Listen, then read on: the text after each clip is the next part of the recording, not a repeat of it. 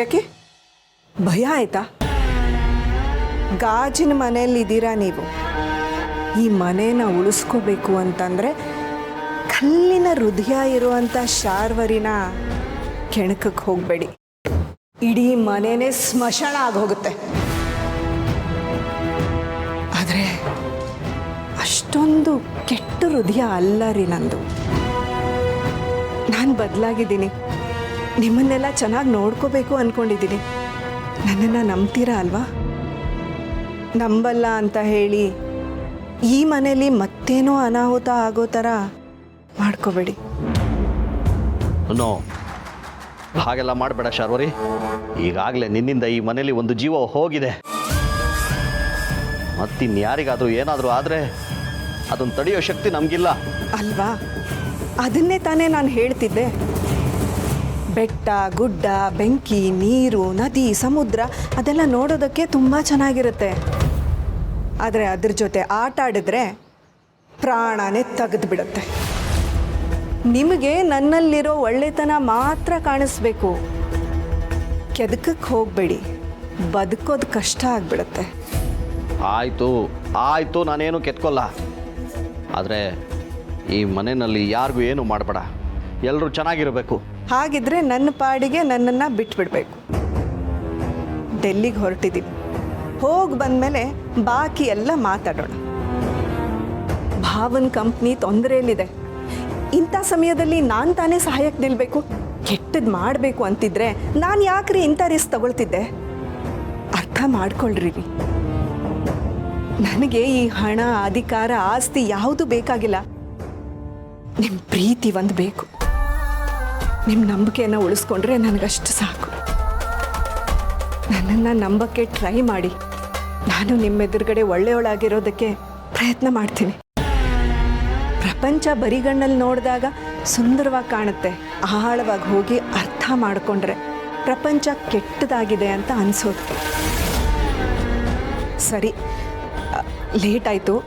ನಾನು ಹೋಗ್ತಿದ್ದೀನಿ ಅಂತ ನಿಮಗೆ ಬೇಜಾರಾಗ್ತಿದ್ಯಾ? ನನಗೂ ರೀ, ನಿಮ್ಮನ್ನು ಬಿಟ್ಟು ಹೋಗ್ತಿದ್ದೀನಿ ಅಂತ ಕಷ್ಟ ಆಗ್ತಿದೆ. ಆದರೆ ಏನು ಮಾಡೋದು? ಈ ಮನೆಗೋಸ್ಕರ, ಕಂಪ್ನಿಗೋಸ್ಕರ ನಾವು ನಮ್ಮ ಖುಷಿನ ತ್ಯಾಗ ಮಾಡಲೇಬೇಕಲ್ವಾ? ಯೋಚನೆ ಮಾಡಬೇಡಿ, ಬೇಗ ಬಂದುಬಿಡ್ತೀನಿ. ಬಂದ ಮೇಲೆ ಅವತ್ತು ಅಲ್ಲಿ ಹೋಗಿದ್ವಲ್ಲ, ಅಲ್ಲಿ ಹೋಗಿ ಆರಾಮಾಗಿ ಕುತ್ಕೊಂಡು ಮಾತಾಡೋಣ. ಅವತ್ತು ನೀವು ಮಾತಾಡಿದ್ರಿ, ಇನ್ನು ಮೇಲೆ ನಾನು ಮಾತಾಡ್ತೀನಿ. ಬರಲಾ? ಬಾಯ್.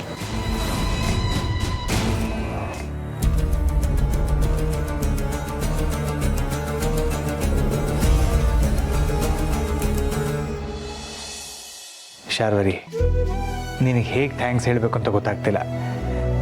ಇಷ್ಟು ದೊಡ್ಡ ಜವಾಬ್ದಾರಿನ ನೀನು ತಗೊಂಡು ನನ್ನ ಭಾರನ ಕಮ್ಮಿ ಮಾಡ್ತಾ ಇದೆಯಾ? ಭಾವ, ನಾನಿಷ್ಟೆಲ್ಲ ಮಾಡ್ತಿರೋದು ತುಳಸಿ ಅವ್ರಿಗೋಸ್ಕರ. ಈ ಸಮಯದಲ್ಲಿ ನೀವು ಅವ್ರ ಜೊತೆ ಇದ್ದರೆ ಅವರು ನಿರಾಳವಾಗಿರ್ತಾರೆ. ಸುಮತಿ ಅಕ್ಕ ಹೋಗಿದ್ದ ನೋವನ್ನೇ ನಮ್ಮ ಹತ್ರ ತಡೆಯೋಕ್ಕಾಗ್ತಿಲ್ಲ. ತುಳಸಿಯವ್ರಿಗೇನಾದರೂ ಹೆಚ್ಚು ಕಡಿಮೆ ಆದರೆ ನಮಗೆಲ್ಲ ಜೀವನೇ ಹೋದಂಗಾಗುತ್ತೆ.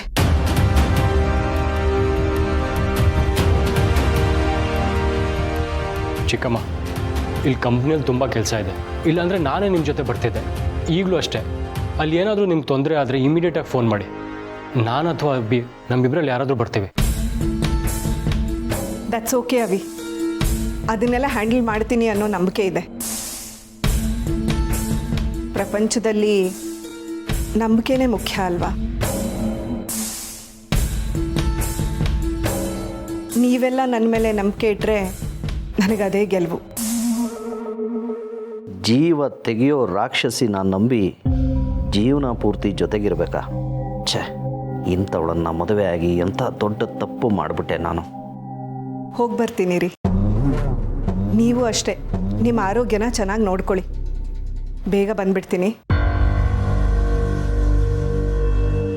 ಚಿಕ್ಕಮ್ಮ, ನೀವಿಲ್ಲ ಅಂದರೆ ಮನೆ ಬಿಕ್ಕು ಅಂತಿರುತ್ತೆ.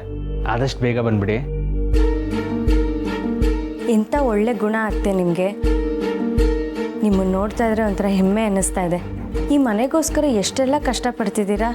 ನೀವೇ ನಂಗೊಂಥರ ಇನ್ಸ್ಪಿರೇಷನ್. ಅಭಿ, ಕಾರ್ ರೆಡಿ ಇದೆಯಾ? ಹೊರಡ್ಬೋದಾ? ರೆಡಿ ಇದೆ ಚಿಕ್ಕಮ್ಮ. ಭಾವ ಹೋಗಿ ಬರ್ತೀನಿ. ಬರ್ತಾ ನಿಮಗೆಲ್ಲ ಒಂದು ಒಳ್ಳೆ ಸುದ್ದಿ ತರ್ತೀನಿ.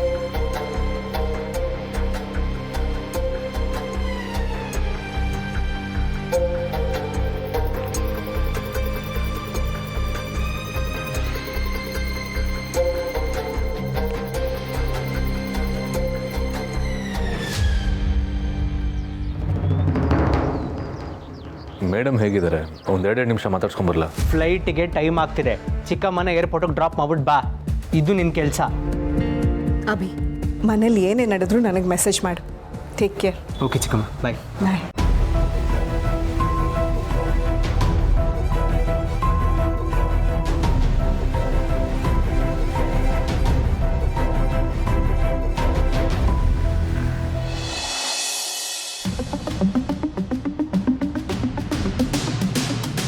ಮೇಡಮ್, ಅವ್ರಿಗೇನಾಗಿದೆ? ತುಂಬ ಸೀರಿಯಸ್ಸಾ? ಅವ್ರಂದ್ರೆ ಯಾರು? ಯಾರ ಬಗ್ಗೆ ಮಾತಾಡ್ತಿದ್ಯಾ? ಅದು ನಮ್ಮ ಮೇಡಮ್ ಅವರು. ಅವ್ರಿಗೆ ಏನಾದರೂ ನಿನಗೇನು? ನೀನು ಯಾಕೆ ಇಷ್ಟೊಂದು ಸಂಕಟ ಪಡ್ತಿದ್ಯಾ? ಅವ್ರಿಗೂ ನಿನಗೂ ಇನ್ಯಾವ ಸಂಬಂಧ ಉಳ್ಕೊಂಡಿದೆ? ಮೇಡಮ್ ಪ್ಲೀಸ್, ನೀವು ಅದೇ ಥರ ಮಾತಾಡಬೇಡಿ. ಯಾರು ನಿನ್ನ ಹತ್ರ ಹೇಗೆ ಮಾತಾಡ್ತಾರೋ ನನಗೆ ಗೊತ್ತಿಲ್ಲ, ಆದರೆ ನನ್ನ ಮಾತಲ್ಲಿ ಯಾವತ್ತೂ ಸತ್ಯ ಇರುತ್ತೆ. ತುಳಸಿಯವ್ರಿಗೂ ನಿನಗೂ ಇನ್ಯಾವ ಸಂಬಂಧ ಇದೆ ಅಂತ ನೀನು ಇಷ್ಟೊಂದು ಸಂಕಟ ಪಡ್ತಿದ್ಯಾ? ನೀನು ಅವರನ್ನು ಮೇಡಮ್ ಅಂತ ಹೇಳಿ ಕರೆದು ದೂರ ಮಾಡಿಕೊಂಡಿದ್ದು ಆಯಿತು, ಅವಿ ಅವರನ್ನು ಅಮ್ಮ ಅಂತ ಕರೆದು ಹತ್ರ ಮಾಡಿಕೊಂಡಿದ್ದು ಆಯಿತು. ನಿನ್ನ ತಾಯಿನ ನೀನೇ ಅವಿಗೆ ಬಿಟ್ಕೊಟ್ಟು ಈಗ ಪರದಾಡಿದ್ರೆ ಏನು ಪ್ರಯೋಜನ? ನೀನು ಈ ಮನೆಯಲ್ಲಿ ಈಗ ಕೆಲಸದವನು ಮಾತ್ರ. ತುಳಸಿ ಅವ್ರ ಮನಸ್ಸಲ್ಲೂ ನಿನಗೆ ಅದೇ ಸ್ಥಾನ ಸಿಗೋದು. ಯಾಕಂದರೆ ತುಳಸಿ ಅವಿನ ಮಗ ಅಂತ ಒಪ್ಕೊಂಡಿದ್ದಾರೆ. ಅವಿನು ತುಳಸಿ ಅವರನ್ನು ಅಷ್ಟೇ ಪ್ರೀತಿಯಿಂದ ನೋಡ್ಕೊಳ್ತಿದ್ದಾರೆ. ಈ ಮಧ್ಯದಲ್ಲಿ ನಿಮ್ಮ ನೆನಪು ಅವ್ರಿಗಾಗಿಲ್ಲ ಬಿಡು. ತುಳಸಿ ಅವ್ರಿಗೆ ಎರಡನೇ ಜೀವನ ಸಿಕ್ಕಿದೆ. ಹೊಸ ಗಂಡ, ಹೊಸ ಮಕ್ಕಳು, ಹೊಸ ಮನೆ. ಆ ಸಂಭ್ರಮದಲ್ಲಿ ನಿಮ್ಗೆ ಯಾರಿಗೂ ಪಾಲಿಲ್ಲ. ಅವರು ಸಿಕ್ಕಿರೋ ಹೊಸ ಜೀವನದಲ್ಲಿ ಅವರು ಹಾಯಾಗಿರುವಾಗ ನೀನು ಯಾಕೆ ನಿನ್ನ ಜೀವನದಲ್ಲಿ ಅವ್ರನ್ನ ನೆನೆಸ್ಕೊಂಡು ಒದ್ದಾಡ್ತೀಯ?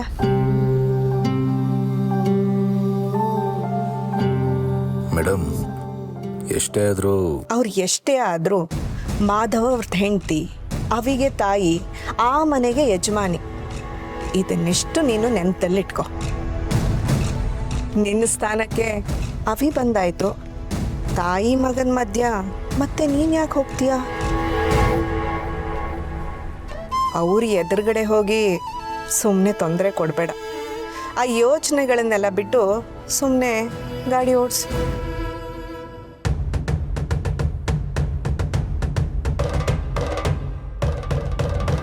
ಏನು? ನನ್ನ ಸ್ಥಾನಕ್ಕೆ ಅವಿನ? ಇಲ್ಲ, ನಾನು ನನ್ನ ಅಮ್ಮನ್ನ ಬಿಟ್ಕೊಟ್ಟಿಲ್ಲ, ಬಿಟ್ಕೊಡೋದು ಇಲ್ಲ.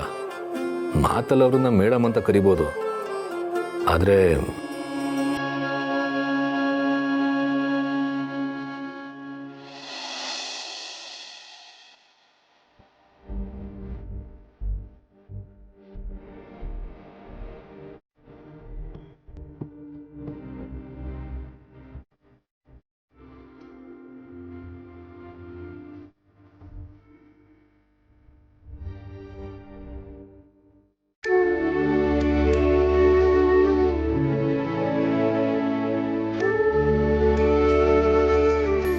ಪೂರ್ಣಿ, ಮಾಧವ್ರೆ, ನೀವಿಲ್ಲೇ ಇದ್ರಾ? ನಾನು ಇಷ್ಟೊತ್ತು ಮಲಗಿಬಿಟ್ಟಿದ್ನಾ? ನಮ್ಗೆ ಗೊತ್ತೇ ಆಗಲಿಲ್ಲ. ಪರವಾಗಿಲ್ಲ ತುಳಸಿಯವರೇ, ನೀವು ಮಲ್ಕೊಳ್ಳಿ. ಸ್ವಲ್ಪ ರೆಸ್ಟ್ ಮಾಡಿದ್ರೆ ಆಯಾಸ ಕಮ್ಮಿ ಆಗುತ್ತೆ. ನಾನು ತಿನ್ನಕ್ಕೇನಾದ್ರು ತಂದು ಕೊಡ್ತೀನಿ, ತಿನ್ಬಿಟ್ಟು ಆಮೇಲೆ ಮಲ್ಕೊಳ್ಳಿ. ಬೇಡ ಪೂರ್ಣಿ, ಇನ್ನೂ ಯಾಕೋ ಗಂಟ್ಲು ಒಣಗ್ದಾಗಿದೆ. ಒಂಚೂರು ನೀರು ಕೊಡ್ತೀಯಾ?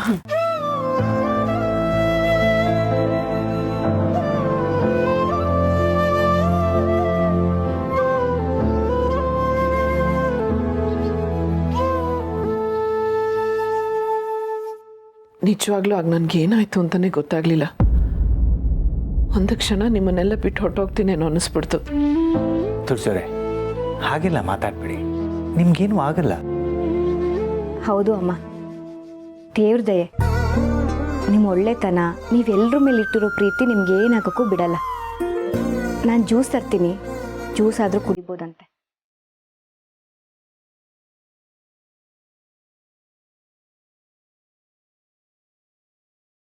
ನಿಮಗೆ ಡೆಲ್ಲಿಗೆ ಹೋಗೋಕ್ಕಾಗಲಿಲ್ಲ ಅಂತ ಬೇಜಾರಿಲ್ಲ ತಾನೆ? ನಿಮ್ಮನ್ನು ಈ ಪರಿಸ್ಥಿತಿಲಿ ಬಿಟ್ಟು ಹೋಗೋಕ್ಕಾಗುತ್ತಾ ತುಳಸಿಯವರೇ? ನಿಮಗೆ ನನ್ನ ಅವಶ್ಯಕತೆ ಇದೆ. ಅಲ್ಲಿನ ಕೆಲಸ ಬೇರೆ ಯಾರಾದರೂ ಮಾಡ್ಬೋದು. ನಿಮ್ಮ ಮನಸ್ಸು ನಾನು ಇಲ್ಲೇ ಇರಬೇಕು ಅಂತ ಹೇಳ್ತಿದೆ. ನನಗೆ ನಿಮ್ಮ ಮನಸ್ಸಿನ ಸಮಾಧಾನ ಮುಖ್ಯ.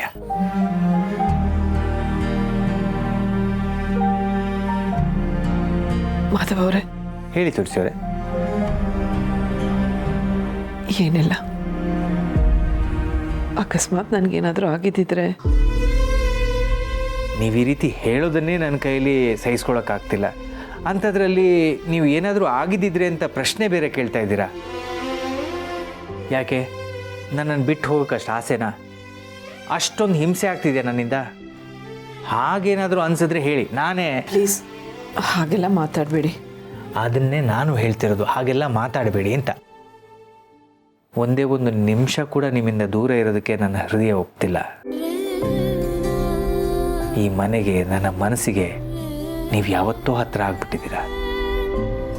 ಇಂಥ ಮಾತುಗಳನ್ನ ಕೇಳ್ತಾ ಇದ್ರೆ ನಾನು ತುಂಬ ಅದೃಷ್ಟವಂತೆ ಅನಿಸುತ್ತೆ. ಆದರೂ ನಾನು ಎಷ್ಟು ಒಳ್ಳೇದು ಮಾಡಬೇಕು ಅಂದ್ಕೊಂಡ್ರು, ಎಲ್ಲರ ಜೊತೆ ಚೆನ್ನಾಗಿರಬೇಕು ಅಂದ್ಕೊಂಡ್ರು, ಈ ಥರದ್ದು ಏನಾದರೂ ಒಂದಾಗಿ ನನ್ನಿಂದ ಎಲ್ರಿಗೂ ತೊಂದರೆ ಆಗ್ಬಿಡುತ್ತೆ. ಇಷ್ಟಾಗಿದ್ದಕ್ಕೆ ನೀವು ನಿಮ್ಮಿಂದ ತೊಂದರೆ ಆಯಿತು ಅಂತ ಅನ್ಕೋತಾ ಇದ್ದೀರಾ. ಆದರೆ ಒಂದು ನಿಮಿಷ ಯೋಚನೆ ಮಾಡಿ.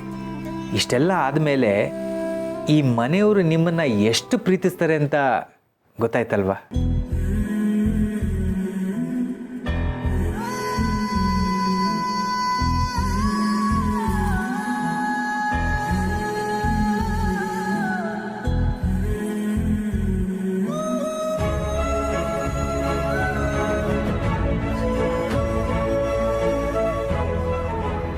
ಹೇಳಿ ತುಳಸಿಯವರೇ, ಪ್ರೀತಿನ ಗೆಲ್ತಿದ್ದೀರಾ ಅಂತ ಅನಿಸ್ತಿಲ್ವಾ?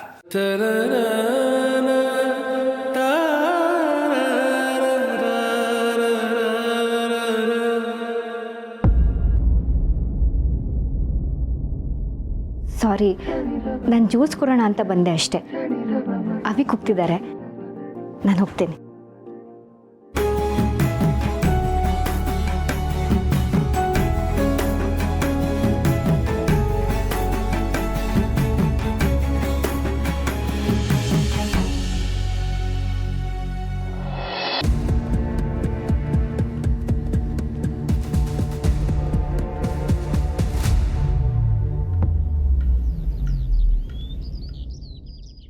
ಅವ್ರು ಹೇಗಿದ್ದಾರೆ? ಅವರಂದ್ರೆ ಯಾರಪ್ಪ? ಅದೇ ಮೇಡಮ್ ಅವರು. ಮೇಡಮ್ ವಿಷಯ ನಿಂಗೆ ಯಾಕೆ? ಅಲ್ಲ, ಮೇಡಮ್ ಬಗ್ಗೆ ನೀನು ಯಾಕೆ ಇಷ್ಟು ತಲೆ ಕೆಡಿಸ್ಕೋತಿದೀಯ? ಒಂದು ವೇಳೆ ಅವ್ರು ನಿನ್ನ ತಾಯಿ ಆಗಿದ್ದಿದ್ರೆ ನೀನು ಗಾಬರಿ ಆಗೋದ್ರಲ್ಲಿ ಅರ್ಥ ಇತ್ತು. ಆದರೆ ಇದು ಮೇಡಮ್ ವಿಷಯ ತಾನೇ, ನಾವು ನೋಡ್ಕೋತೀವಿ ಬಿಡು. ಯಾಕೆ ಹೀಗೆ ಮಾತಾಡ್ತಾ ಇದ್ದೀರಾ? ಮನೆಯವರೆಲ್ಲ ಒಂದೇ ರೀತಿ ಮಾತಾಡಬೇಕು ಅಂದ್ಕೊಂಡು ಹೀಗೆ ಹೇಳ್ತಾ ಇದ್ದೀರಾ? ಮನೆಯವ್ರು ಮಾತ್ರ ಅಲ್ಲ, ನೀನು ಮೇಡಮ್ ಅಂತ ಯಾರನ್ನ ಕರಿತಿದೀಯ ಅಂತ ಗೊತ್ತಾದರೆ ಪ್ರಪಂಚದಲ್ಲಿ ಎಲ್ಲರೂ ಹೀಗೆ ಮಾತಾಡ್ತಾರೆ. ಸಮರ್ಥ, ಮೇಡಮ್ ಅನ್ನೋ ಪದದಲ್ಲಿ 2 ಅಕ್ಷರ ಇದೆ.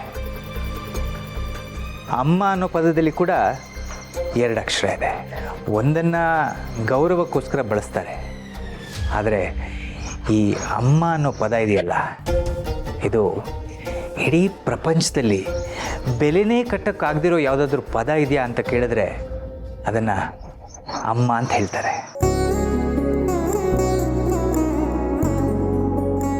ತಾಯಿ ಮೇಲೆ ಮನಸ್ಸಲ್ಲಿ ಬೆಟ್ಟದಷ್ಟು ಪ್ರೀತಿ ಇಟ್ಕೊಂಡಿದೆಯಾ, ಆದರೂ ಮೇಡಮ್ ಅಂತ ಕರೆದು ಅವರನ್ನು ದೂರ ಇಡ್ತಿದೆಯಾ. ಹೆತ್ತವರನ್ನು ಎಷ್ಟೇ ದೂರ ಇಟ್ಟರೂ ಅವ್ರು ಯಾವಾಗಲೂ ಹತ್ರನೇ ಇರ್ತಾರೆ. ಯಾಕೆಂದರೆ ಅವರ ಹೃದಯ ಯಾವಾಗಲೂ ಹೆತ್ತ ಮಕ್ಕಳ ಹೆಸರನ್ನೇ ಹೇಳ್ತಿರುತ್ತೆ. ಅಮ್ಮ ಮಕ್ಕಳ ಮಧ್ಯೆ ಬಿಗುಮಾನ ಇರಬಾರ್ದು. ಅವರು ನೋಡಿದ್ರೆ ನಿನಗೂ ಸಮಾಧಾನ ಆಗುತ್ತೆ. ನೀನು ಮಾತಾಡ್ಸಿದ್ರೆ ಅವ್ರಿಗೂ ಸಂತೋಷ ಆಗುತ್ತೆ. ಹೋಗಿ ಮಾತಾಡ್ಸು.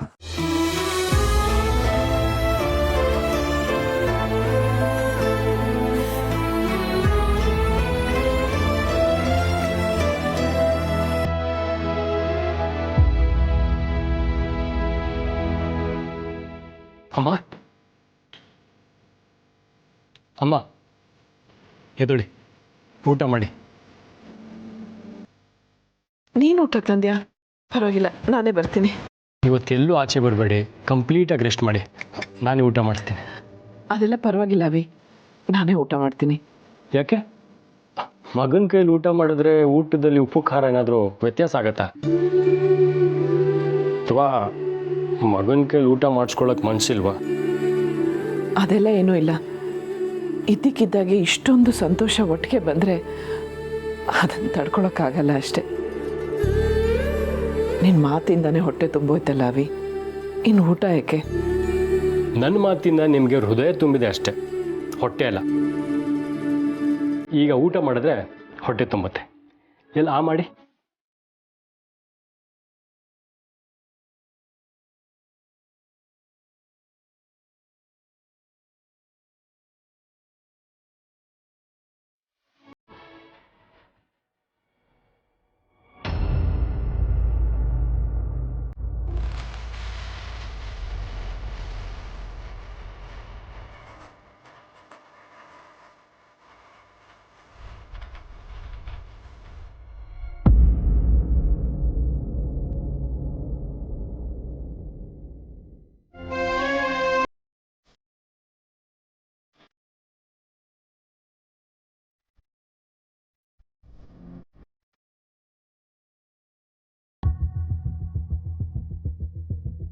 ಪಾಪು, ಸಾರಿ, ಹೇಗಿದ್ದೀರ ಅಂತ ನೋಡೋಕೆ ಬಂದೆ ಅಷ್ಟೇ.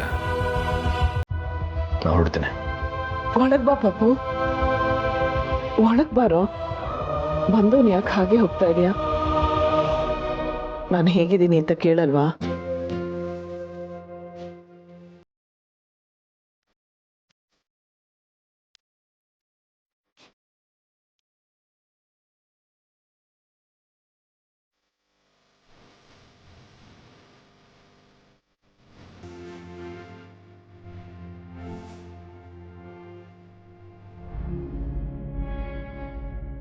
ಹೇಗಿದ್ದೀರಾ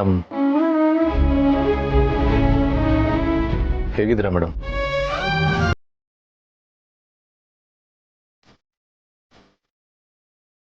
ಈಗ ಪರವಾಗಿಲ್ಲ, ಹುಷಾರಾಗಿದ್ದೀನಿ. ಸ್ವಲ್ಪ ಉಸಿರು ಸಿಕ್ಕಾಕೊಂಡಾಗಿತ್ತು, ತಲೆ ಚಕ್ಕರ್ ಬಂದ್ಬಿದ್ಬಿಟ್ಟೆ. ಈಗೇನೂ ತೊಂದರೆ ಇಲ್ಲ. ಬಾ ಕೂತ್ಕೋ. ಕೂತ್ಕೋ ಸಮರ್ಥ್.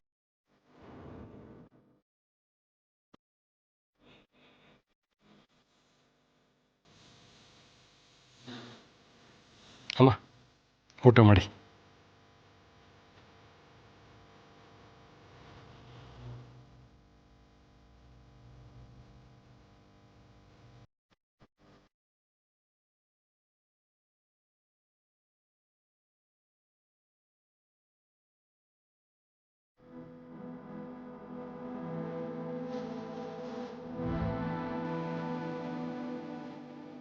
ಪಾಪು, ನಿನ್ನ ಮುಂದೆನೇ ಅವಿ ನನಗೆ ತಿನ್ನಿಸ್ತಾ ಇರೋದನ್ನ ನೋಡಿ ನಿನಗೆ ಸಂಕಟ ಆಗ್ತಾ ಇದೆ ಅಂತ ನನಗೆ ಗೊತ್ತು. ಆದರೆ ಅದನ್ನು ಅವಿ ಮುಂದೆ ಹೇಗೆ ಹೇಳಲಿ? ಬಾ, ನೀನು ನನಗೆ ಒಂದೇ ಒಂದು ತುತ್ತು ತಿನ್ನಿಸು ಪಾಪು. ಈ ನಿನ್ನ ಅಮ್ಮನಿಗೆ ನಿನ್ನ ಕೈ ತುತ್ತು ತಿನ್ನಬೇಕು ಅಂತ ಆಸೆ ಆಗ್ತಾ ಇದೆ ಕಣೋ.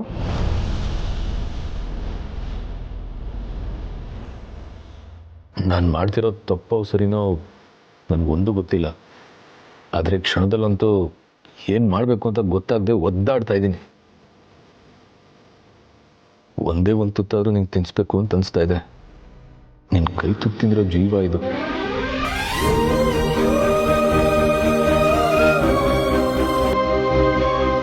ಆದರೆ ನಿನಗೆ ಒಂದು ತುತ್ತು ತಿನ್ಸೋಕ್ಕೂ ಆಗದಿರೋಷ್ಟು ದುರಾದೃಷ್ಟವಂತ ಆಗ್ಬಿಟ್ಟೆ ಅಮ್ಮ.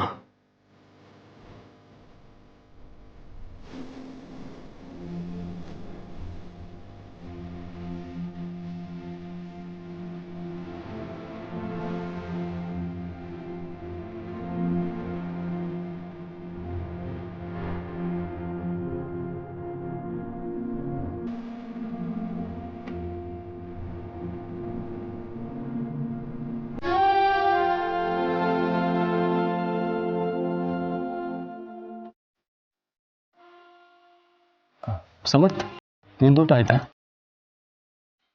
ಬೇಗ ಹುಷಾರಾಗಿ ನಾನು ಬರ್ತೀನಿ.